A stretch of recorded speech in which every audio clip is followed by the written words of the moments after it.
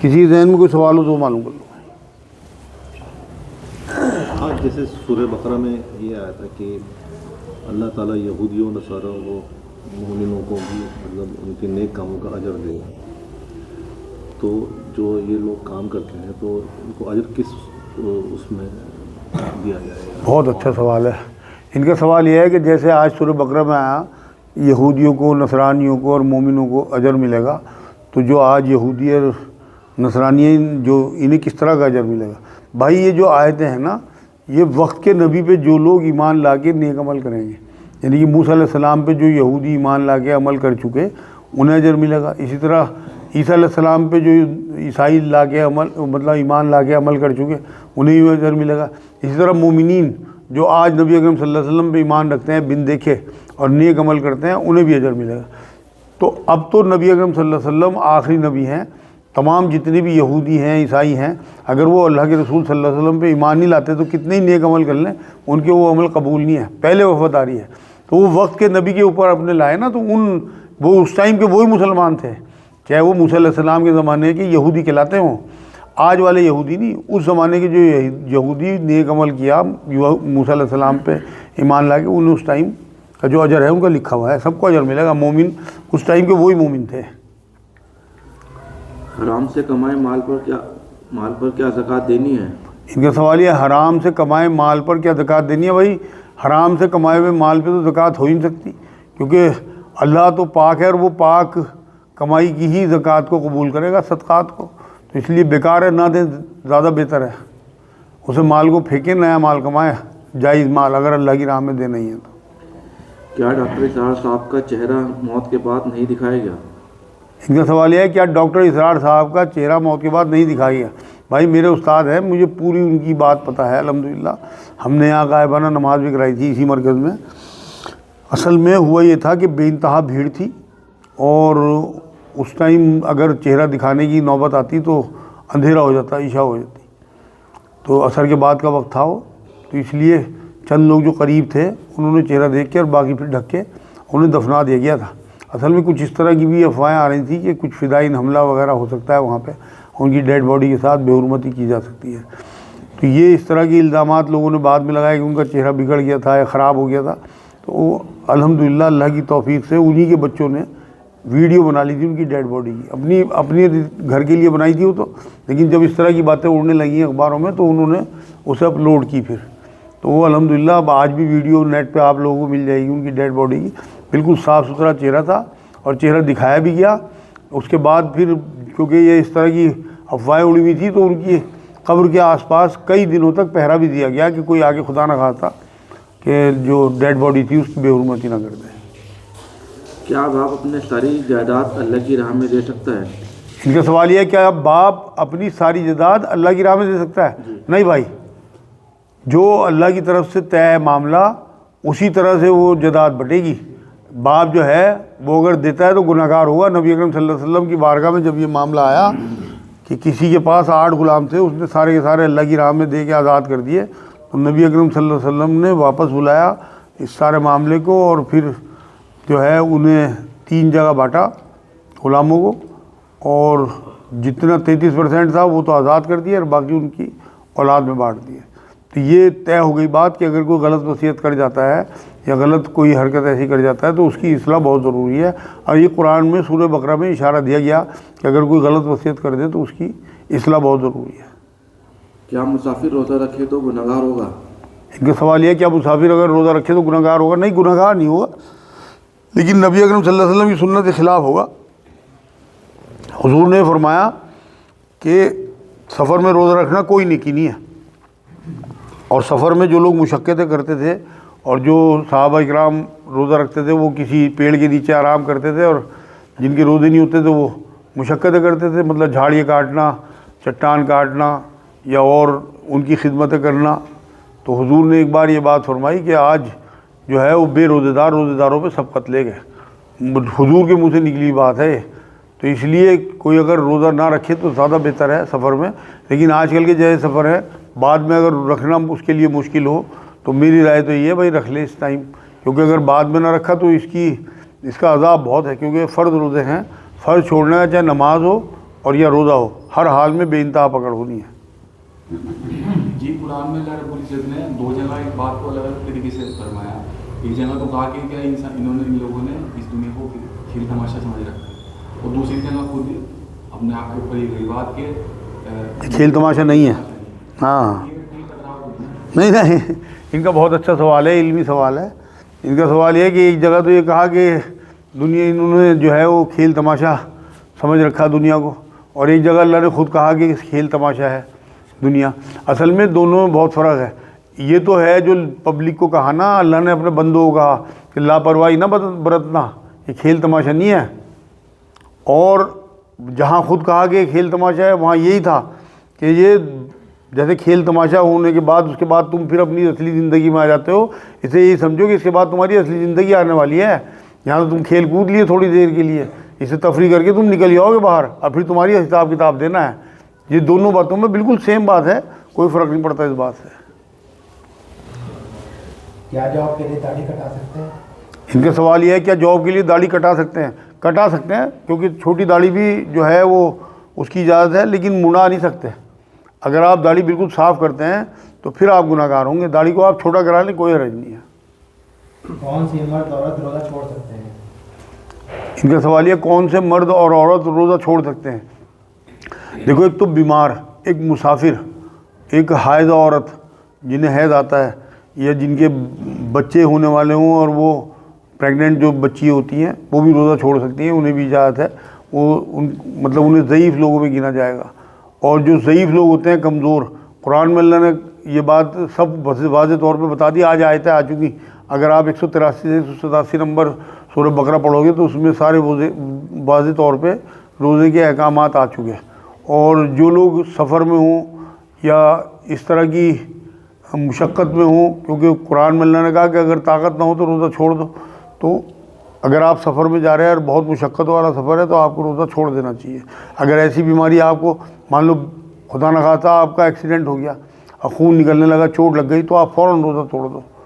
آپ کو ایک دم پتہ لگا کہ میرے فلاں چچا کی ڈیتھ ہو گئی اور مجھے سفر کرنا، آپ روزہ توڑ دو۔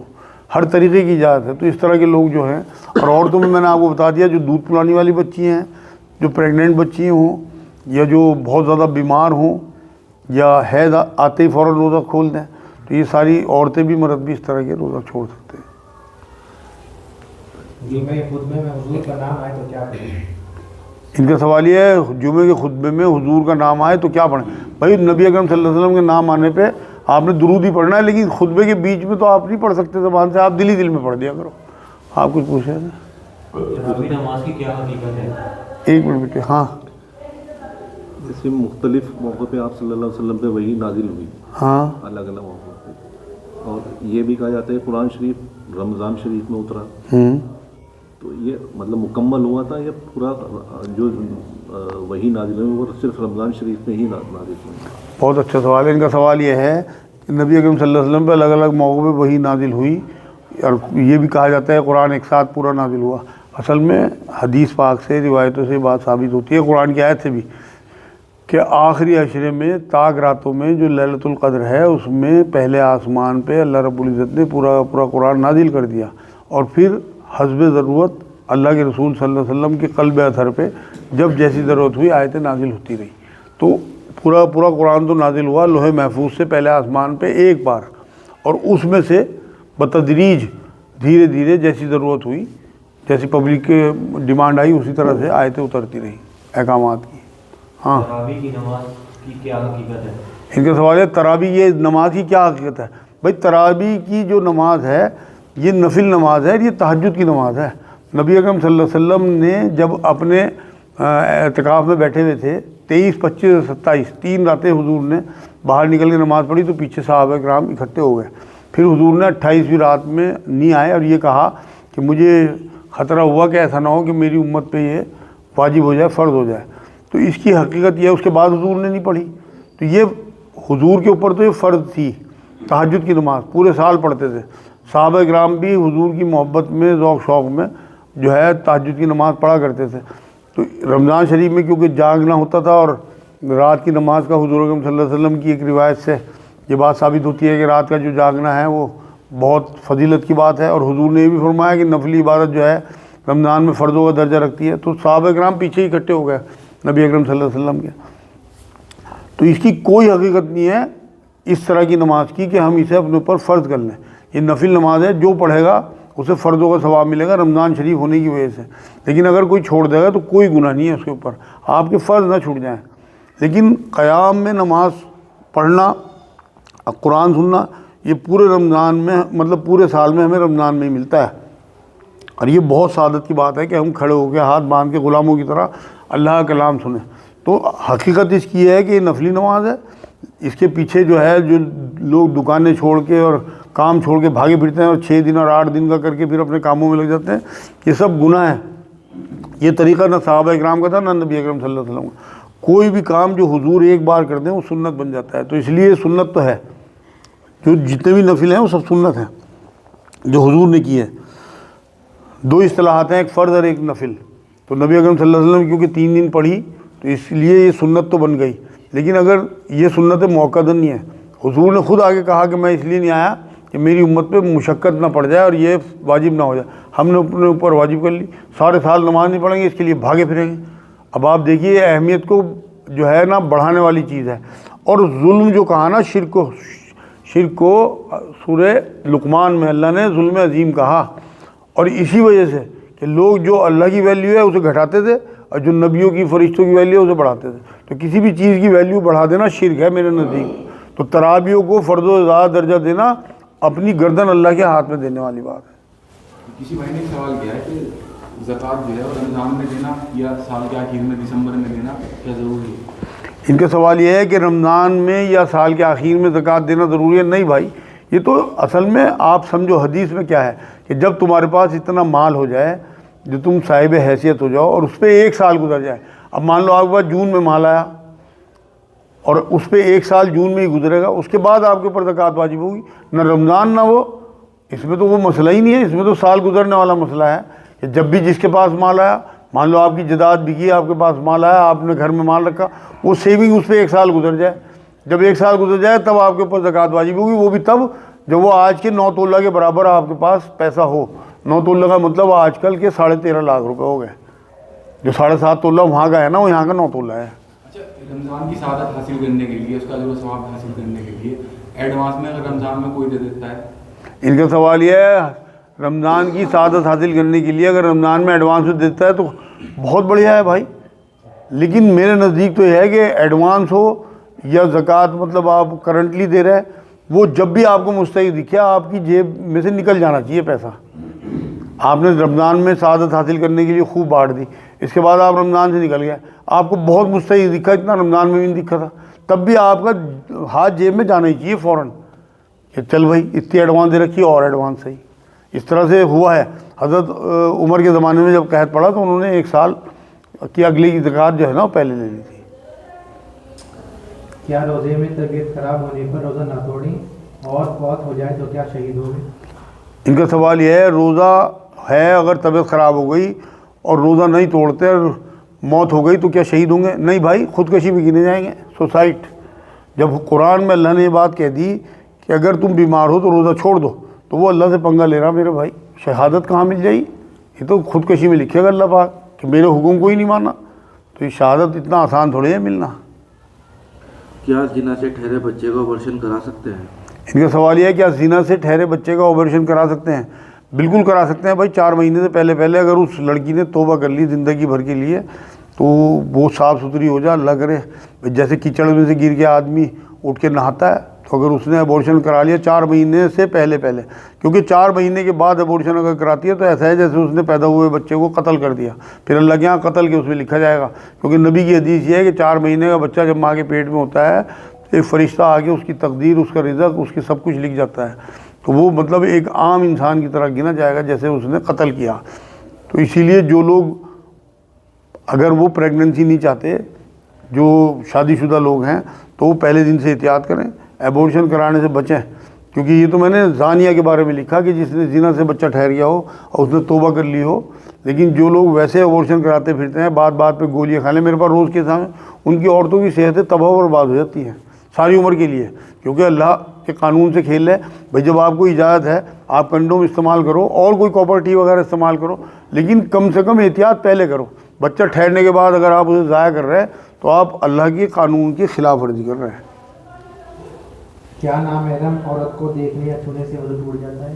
ان کا سوال ہے کیا نامحرم عورت کو دیکھنے یا چھونے سے وضو ٹوٹ جاتا ہے؟ بھائی اگر آپ نے شہوت کی حالت میں اسے چھو دیا پھر تو وضو تو آپ کا کیا, دیکھنے سے وضو نہیں ٹوٹتا. لیکن بات یہ ہے نا کہ آپ وضو کا مطلب طہارت ہے, اور طہارت جو ہے وہ روح کی ہوتی ہے. آپ جسم کے اعضاء کے آپ نے اوپر سے تو دھو لیے, اگر روح آپ کی نہیں دھلی تو بیکار ہی ہے آپ کا, آپ کرو جاؤ جو بھی کچھ کر رہے ہیں آپ. لیکن اگر آپ نے شہوت کی حالت میں اگر اپنی شرمگاہ کو بھی چھو لیا تبھی آپ کا وضو ٹوٹ جاتا ہے, حدیث سے ثابت ہے بات. تو غیر محرم عورت کو اگر آپ نے چھوا تب بھی آپ کا وضو ٹوٹ جائے گا. کیا روزے میں بلڈ ٹیسٹ کرا سکتے ہیں؟ ان کا سوال یہ ہے کیا روزے میں بلڈ ٹیسٹ کرا سکتے ہیں؟ بالکل کرا سکتے ہیں بھائی, کیونکہ اس میں جسم سے نکالنا ہے نا خون کو, تو کوئی آپ انجیکٹ نہیں کر رہے کوئی چیز بلکہ نکال رہے ہیں, اس سے کوئی فرق نہیں پڑتا. اچھا کوئی بھائی دکان پہ بیٹھے اچھے خاصے اور روزے کی حالت میں ہے, رمضان ہے, فرض روزہ ہے, کیا گھر میں لیٹے آرام سے سکون سے, اچانک سے کوئی تقاضا آ گیا ان کو سفر کرنا پڑا, اس حالت میں اس کا روزے کا کیا ہوگا؟ ابھی آپ نے شاید میرے بیان میں, ان کا سوال یہ ہے کہ کسی کو اگر اچانک ایکسیڈنٹ کوئی سننے کو ملے اور باہر جانا پڑے تو اس کے روزے کا کیا ہوگا, جو فرض روزہ ہو اس کا؟ بھائی اسے روزہ توڑ دینا چاہیے کیونکہ سفر کر رہا ہو. اگر اس طرح کا سفر ہے کہ وہ اسے کوئی فرق نہیں پڑتا پھر تو اپنا روزہ پورا کرے. لیکن اسے مسافر کیے اس میں آئے گا جو اللہ نے قرآن میں اجازت دی کہ مسافر اپنا روزہ چھوڑ سکتا ہے, تو وہ روزہ توڑ دے اور پھر اپنا سفر پورا کر لے, بعد میں اس کی جو ہے قضا رکھ لے, ایک نماز ایک روزہ. تو اس کا توڑنے کا اس کے اوپر کفارہ لازم ہوگا یا نہیں؟ ان کا سوال یہ توڑنا کا کفارہ ہوگا؟ نہیں بھائی, جب اللہ نے جو چیز اجازت دے دی اس کا کوئی کفارہ نہیں ہوتا. جیسے مسافر ہے یا بیمار ہے, اگر وہ روزہ توڑ دیتا ہے تو اس کا کوئی کفارہ نہیں ہے, بس اس کی قضا ہے کہ بعد میں اسے روزہ رکھنا ہے. ان کا سوال یہ آج کل کے سفر جیسے آسان ہے کیا اس میں بھی توڑ دیں؟ بالکل اجازت ہے, آپ توڑ سکتے ہیں, لیکن اپنی ہمت دیکھ لو کہ آپ بعد میں رکھ لو گے نہیں رکھ لو گے. بہت سے لوگ رکھے ہی نہیں جاتے, تو وہ بہت زبردست پکڑ ہونی ہے, فرض روزے ہیں. تو اس لیے میں نے یہ بات کہی کہ اگر جیسے آج کل کے آسان سفر ہیں رکھ لو, لیکن اگر کوئی چھوڑ دیتا ہے تو اسے گناہ گار نہیں کہہ سکتے, کیونکہ قرآن میں اجازت قیامت تک کے لیے ہے, مسافر کے لیے. اچھا اسی طریقے سے الٹی آنے سے اور کمزوری محسوس ہونے سے کس حد تک جو ہے علماء کرام بتاتے ہیں کہ روزہ ٹوٹ جاتا ہے؟ ان کا سوال یہ الٹی آنے سے یا کمزوری محسوس ہونے سے کس حد تک روزہ ٹوٹ جاتا ہے؟ بھائی ایک آدھی الٹی آئی ہے, آپ کو کوئی فرق نہیں پڑا, آپ کا روزہ نہیں ٹوٹا. بہت ساری الٹی آپ کو آ گئی, اندر پانی کی کمی ہو گئی, خدا نہ خواستہ آپ نے روزہ نہ توڑا, آپ کی ڈیتھ ہو گئی, آپ پھنس گئے اللہ کے ہاں. اگر بہت ساری الٹی آ جائیں اور آپ کو ویکنیس یا پانی کی کمی جسم میں ہو تو آپ روزہ توڑ دیں اور پانی چڑھوائیں اپنے. ایک نمبر بات, بہت زیادہ ویکنیس محسوس ہونا روزے سے, اللہ کو انسانی جان سے زیادہ کوئی چیز عزیز نہیں ہے. تو اس لیے آپ اگر یہ دیکھ رہے ہیں کہ میرا حالت بگڑ جائے گی یا میری بیماری زیادہ بگڑ جائے گی تو آپ فوراً روزہ توڑ دو, آپ اللہ کے چہتے بن جاؤ گے. اللہ کی چاہت یہ ہے, قرآن میں اللہ نے ایک جگہ نہیں کئی جگہ یہ بات کہی کہ میں مشکل نہیں چاہتا, آسان نہیں چاہتا ہوں تمہارے لیے. تو آسانی تو یہ ہے کہ اگر آپ کو بہت زیادہ ویکنیس محسوس ہو رہی تو آپ روزہ توڑ دو اور بعد میں اس کی قضا کر لو. آپ سے زیادہ تو کچھ نہیں, آپ زندہ ہو تو پھر پتہ نہیں کتنے رمضان آپ کو مل جائیں گے, آپ کی ڈیتھ ہو گئی آپ کا چیپٹر ہی بند ہو جائے گا. شیعہ لوگ ہاتھ چھوڑ کر نماز پڑھتے ہیں تو کیا ایسے نماز ہو جائے گی؟ ان کا سوال یہ شیعہ لوگ ہاتھ چھوڑ کے نماز پڑھتے ہیں کیا ایسے نماز ہو جائے گی؟ بالکل بھائی, جو امام مالک صاحب ہمارے 4 اماموں میں ایک امام ہیں, ان کے جو فالوورز ہیں وہ ہاتھ چھوڑ کے آج بھی نماز پڑھتے ہیں. نبی اکرم صلی اللہ علیہ وسلم نے ہاتھ چھوڑ کے بھی نماز پڑھی. میں بھی اکثر ہاتھ چھوڑ کے نماز پڑھتا ہوں. مسجدوں میں اس لیے نہیں پڑھتا کہ لوگ پھر اپنا کرٹیسائز کرنے لگتے ہیں, میں گھر پہ الحمدللہ اکثر ہاتھ چھوڑ کے نماز پڑھتا ہوں. مسجدوں میں بھی جہاں مجھے زیادہ لوگ نہیں جانتے وہاں میں ہاتھ چھوڑ کے نماز پڑھ لیتا ہوں. تو آپ لوگ بھی ضرور سنت ادا کرا کریں, کبھی کبھی ہاتھ چھوڑ کے گھر میں پڑھ لیا کریں نماز. کیا گھر کے لیے پلاٹ پر بھی زکوٰۃ دینی ہے؟ ان کا سوال یہ ہے کیا گھر کے لیے پلاٹ پر بھی زکوٰۃ دینی ہے؟ بھائی اگر آپ نے گھر کے لیے کوئی پلاٹ خریدا ہے تو پھر آپ کو زکوٰۃ نہیں دینی. ایک بھائی کا اس سے ملتا جلتا سوال ہے.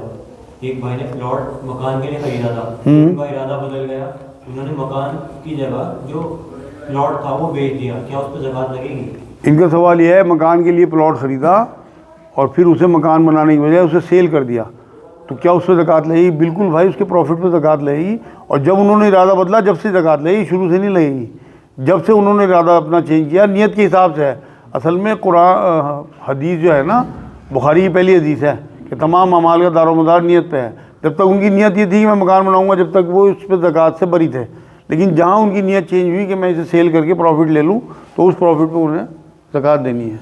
बच्चों पर कितनी उम्र में रोज़ा फ़र्ज होता है? इनका सवाल यह बच्चों पर कितनी उम्र में रोज़ा फ़र्ज होता है। भाई रोज़ा तो फ़र्ज होगा बालिग होने पे ही, लड़का हो तो पहले है इसके बाद, और लड़का हो तो पहले है इस्लाम के बाद। लेकिन नबी अकरम सल्लल्लाहु अलैहि वसल्लम तरगीब दिलाई 7 साल के बच्चे को नमाज़ पढ़ाओ, 10 साल का ना पढ़े तो उसकी पिटाई करो। तो इसलिए बचपन से ही ना आदत डालो रोज़ों की, जिससे कि बड़े होने के बाद बार बार औरतें रोती हैं कि हमारे बच्चे रोज़े नहीं रखते, नमाज़ नहीं पढ़ते। जब तुमने आदत ही नहीं डाली बचपन से, नबी की तालीमात पे ही तुम नहीं चले, शुरू से आदत डालें।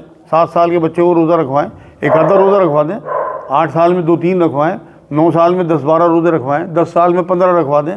बालिग होने पे वो इंशाअल्लाह पूरे रखने लगेगा।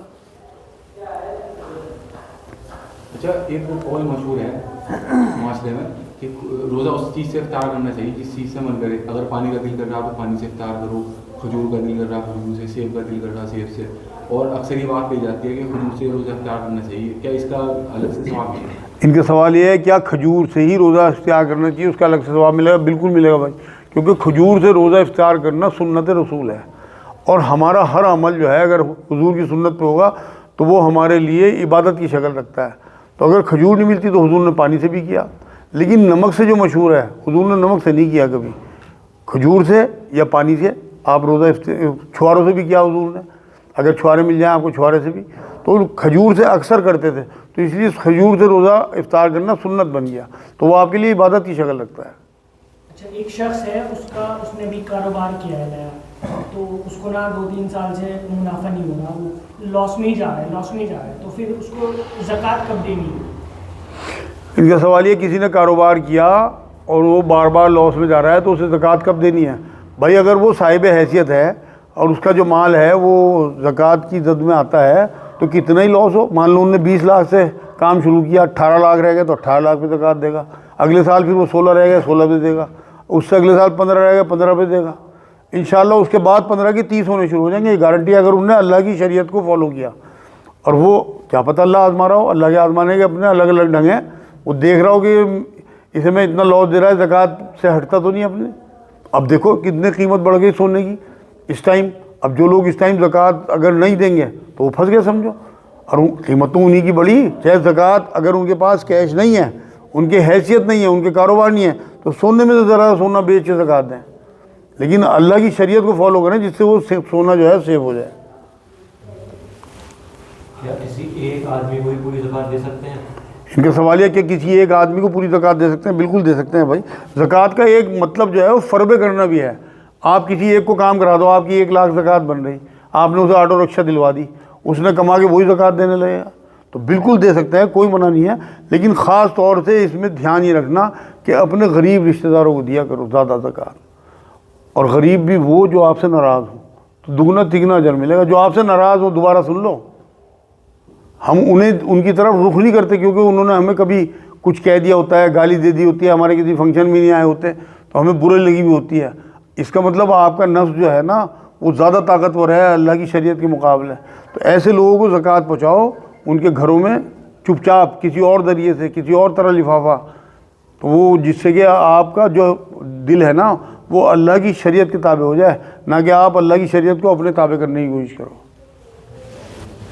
एक बहन का सवाल है, प्रेगनेंसी और दूध पिलाने की वजह से 8-9 साल के रोज़े किसी के रह जाएं तो अब उसको क्या करना चाहिए?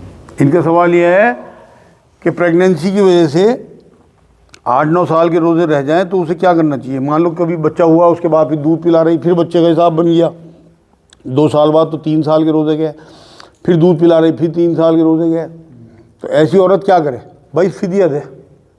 देखो कुरान की जो आयत मैं बार बार आपको बताता हूँ ना, ला युकल्लिफुल्लाहु नफ्सन इल्ला वुसअहा, अल्लाह किसी पे उसकी हिम्मत से ज़्यादा बोझ नहीं डालता। तो अल्लाह को पता है कि 9 साल के 10 साल के रोज़े रखना आसान नहीं है, तो आप उसका फिदिया दे दो। एक आदमी का खाना 1 रोज़े का, वो बहुत आसान है। उसके बाद उसकी हिम्मत हो रोज़े भी रख ले। कुरान ने यही बात कही कि फिदिया दे दो, उसके बाद तुम्हारी अगर हिम्मत हो रोज़ा भी रख लो, उसका मफहूम है आयत का। तो अगर हिम्मत हो रख ले, नहीं तो अपना वो मतलब मुबर्रा हो गई इस मामले से, इंशाअल्लाह वो पकड़ में नहीं आएगी अल्लाह की। अच्छा, औरतें अक्सर ऐसा करती हैं कि मौसम का इंतज़ार करती हैं, तो इसमें कोई हर्ज की बात तो नहीं है रोज़ा रखने के लिए? इनका सवाल यह, औरतें अक्सर ठंडे मौसम का इंतज़ार करती हैं, जो छुटे हुए रोज़े हों कज़ा, उसमें कोई हर्ज की बात नहीं है, बिल्कुल भी नहीं। अल्लाह ने आसानियाँ दी। कुरान में यह कहा अल्लाह ने कि मैंने मुश्किल नहीं तुम्हारे लिए चाहिए बल्कि आसानी चाहिए। مجھے کیا پڑی ہے میں تمہیں عذاب دوں؟ تو اگر کوئی سردیوں میں مان لو دسمبر جنوری میں روزے رکھ لیتا ہے چھوٹے ہوئے روزے تو کوئی حرج نہیں ہے، اللہ کی طرف سے چھوٹ ہے، پورے سال میں پورے کر لے، اگلے رمضان آنے سے پہلے پہلے پورے کر لے، جس سے کہ بہت زیادہ بوجھ نہ پڑ جائے، جیسے آپ کہہ رہے ہیں 8-9 سال کے اکٹھے ہو گئے۔ اچھا، کچھ لوگ کہتے ہیں کہ سیدوں کو زکوٰۃ نہیں دی جاتی، کیا یہ صحیح ہے؟ ان کا سوال یہ ہے کہ سیدوں کو زکوٰۃ نہ دینا ٹھیک ہے، بالکل ٹھیک ہے، نبی کی حدیث ہے بھائی کہ سیدوں کو جو ہے وہ میرے جو اہل بیت ہیں اور انہیں زکوٰۃ نہیں دینی، لیکن یہاں میں وضاحت کر دوں سید کو زکوٰۃ دے سکتا ہے۔ اگر کوئی سید ہے صاحب حیثیت ہے تو وہ اپنے جو سید بھائی ہیں انہیں زکوٰۃ دے سکتا ہے۔ اول تو اسے وہاں تک جانے کی ضرورت ہی کیا ہے؟ اگر آپ کو پتہ لگ گیا کہ سید ہے تو آپ کے لیے تو مزہ آ گیا، آپ کی تو آخرت سنور گئی، آپ اپنی جان دے دو سیدوں کے لیے۔ آپ اگر حیثیت نہیں رکھتے آپ ہمیں خبر دے دو، تو ہم تو اپنے بڑوں کی طرح سے ادب احترام کے ساتھ ان کے گھر پہنچا دیں گے، اور ہم کرتے ہیں یہ کام، ہمارے ساتھی الحمدللہ ادب احترام کے ساتھ ان تک، کیونکہ یہ تو اللہ نے ہمیں آزمائش کے لیے ہمیں کسی سید کا اگر پتہ دے دیا تو اس کی مہربانی ہے بھائی۔ نبی اکرم صلی اللہ علیہ وسلم کی آل میں سے ہمیں اگر پتہ لگ جائے کوئی پریشان ہے اور ہم خوش ہوں تو لعنت ہے ہماری زندگی پہ۔ تو اگر سیدوں میں آپ کو پتہ لگ جائے، اگر آپ کی نئی بھی حیثیت ہے، صرف ہمیں خاموشی سے پتہ دے دو، فون نمبر دو، ہم اپنا آپ بالکل، ہماری ماں بہنیں ہیں، ہماری بیٹیاں ہیں، ہم اپنا آپ نمٹیں گے۔ کھلی چھوٹ ہے سب کو، آپ کے سوال کے جواب میں آپ کو چھوٹ نہیں ہے، سب کو چھوٹ ہے الحمدللہ۔ جو لوگ سن رہے ہیں ویڈیو میں وہ بھی کہ صرف روحانی مرکز میں نام نمبر اور نام ان کا کہ فلاں سید ہے پریشان ہے، ہم اپنا آپ انشاءاللہ نمٹ لیں گے، وہ ہماری ذمہ داری ہے۔ ہمارے پاس پیسے ہونے کے باوجود اگر سید پریشان ہے، لعنت ہے ہماری زندگی پہ۔ مسلمان نام سے پہلے اپنے محمد کیوں لگاتے ہیں؟ ان کا سوال یہ ہے مسلمان اپنے نام سے پہلے محمد کیوں لگاتے ہیں؟ حضور کی نسبت کے لیے حضور نے فرمایا کہ جو میرا نامی اپنے نام کے ساتھ لگائے گا میں انشاءاللہ آخرت میں اس کی شفاعت کروں گا۔ تو وہ چلا آ رہا ہے احمد یا محمد ضرور لگایا کرو اپنے بچوں کے ساتھ۔ لوگ اپنا نام جوڑتے ہیں اپنے بچوں کے ساتھ، مان لو کسی کا نام اصغر ہے تو وہ علی کے ساتھ اصغر لگا دے گا، لیے تو آپ علی احمد ہی رکھو یا محمد علی رکھو، حضور کا نام جوڑو جس سے کہ شفاعت حاصل ہوگا حضور۔ مسلمانی معاشرے میں اس طرح کے الفاظ مشہور ہیں، یا علی یا حسن یا حسین یا غوث پاک، تو یہ الفاظ جو ہے مذہب اسلام کے دائرے میں صحیح ہیں؟ ان کا سوال یہ ہے کہ معاشرے میں یا علی یا حسین یا، اصل میں یہ سارا انٹینشن پہ ہے، تمام اعمال کا دار و مدار نیت پہ ہے، لیکن ظاہر پہ بھی فتویٰ لگتا ہے میرے بھائی۔ اگر آپ کوئی یا علی کہتا ہے تو تمام جتنی باقی پبلک اس علاقے کی ہے وہ تو فوراً یہ سمجھی یہ شرک کر رہا ہے، بدعت کر رہا، تو بچنا چاہیے ایسی حرکتوں سے۔ اب میں جو بتا رہا میں ہاتھ چھوڑ کے نماز مسجد میں نہیں پڑھتا، مجھے پتہ ہے سنت ہے، گھر پہ پڑھتا ہوں۔ اس کی وجہ یہ ہے کہ ہم نے انتشار نہیں پھیلانا، لوگوں میں فساد نہیں پھیلانا، بلکہ محبت جو پھیلانی ہے اور جوڑنا ہے لوگوں کو۔ ہم نے کاٹنا نہیں ہے، فرقے نہیں بنانے، بلکہ انہیں ختم کر کے یہ کرنا سارے مسلمانوں کو۔ تو اس لیے اگر اس طرح کا کوئی معاملہ ہو تو آپ بچنے کی کوشش کرو۔ میرے خیال میں آج کے لیے اتنا ہی، باقی کل کریں گے۔ وما علینا الا البلاغ۔ اللہم صلی علی سیدنا محمد وعلی آل سیدنا محمد وبارک وسلم۔ یا اللہ تو ہمارے گناہوں کو معاف فرما، یا اللہ تو رحمت فرما دے، یا اللہ تو فضل فرما دے، ہمارا بیٹھنا قبول فرما لے، رحمتوں کا برکتوں کا مہینہ ہے اللہ، اس کا زیادہ زیادہ فائدہ اٹھانے کی توفیق عطا فرما۔ یا اللہ جو بھی ہم نے اب تک کوتاہیاں کی ان کوتاہیوں کو معاف کر کے ہمیں پاک صاف کر کے اس رمضان میں داخل فرما، سارے روزے رکھنے کی توفیق عطا فرما، صحت کے ساتھ عزت کے ساتھ ہمارے روزے پورے کرا دے، ہمارے ملک میں بھی امن و امان عطا فرما، پوری دنیا میں امن و امان عطا فرما۔ یا اللہ ہمیں ایمان والی آسان زندگی، ایمان والی آسان موت عطا فرما۔ یا اللہ سب کا بھلا فرما۔ یا اللہ ہمیں ظلم سے بچا، غیبت سے بچا، دھوکے سے بچا، نمبر 2 مال بیچنے سے بچا، بدنظری سے بچا، اس رمضان کا فائدہ اٹھانے کی توفیق عطا فرما۔ سبحان ربک رب العزت عما یصفون وسلام علی المرسلین والحمد للہ رب العالمین۔